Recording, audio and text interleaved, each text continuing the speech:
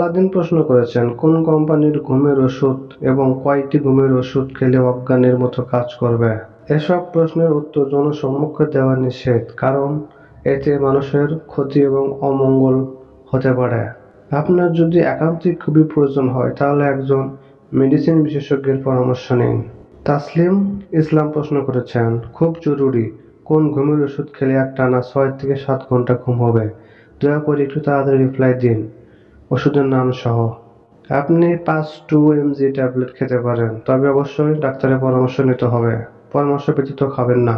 অ্যানিনিমাস প্রশ্ন করেছেন, মাইলাম 7.5 ওষুধটা চায়ের সাথে খেলে কি কাজ করবে? গরম পানি বা চায়ের সাথে ওষুধ মিশালে ওষুধের কার্যকারিতা কমে যায়। আপনি চা বা পানি ঠান্ডা হওয়া পর্যন্ত অপেক্ষা করুন, তাছাড়া ভাতের সঙ্গে খাওয়াতে পারেন। এমন কোনো ঘুমের ওষুধ বা কিছু আছে যা খেলে 1 থেকে 2 ঘন্টা অচেতন থাকা যায়?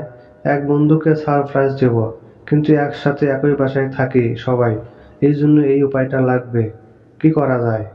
বন্ধুকে উপহার দিবে নাকি বান্ধবীকে, তা তো বোঝাই যাচ্ছে। অচেতন করে সহবাস করার চিন্তা ভাবনা করতেছে। এসব কমেন্টের বা প্রশ্নের উত্তর দেওয়া সম্পূর্ণভাবে নিষেধ। নাহিদা সাকিব প্রশ্ন করেছেন, ঘুমের ওষুধ খেলে ডাক্তারের কাছে নিয়ে যাওয়া লাগবে কিন্তু মারা যাবে না, এমন কোনো ঘুমের ওষুধ আছে কি? এমন সিদ্ধান্ত গ্রহণ করা থেকে বিরত থাকুন, কেননা এতে মৃত্যু হতে পারে। অতিরিক্ত কোনো জিনিস ভালো নয়।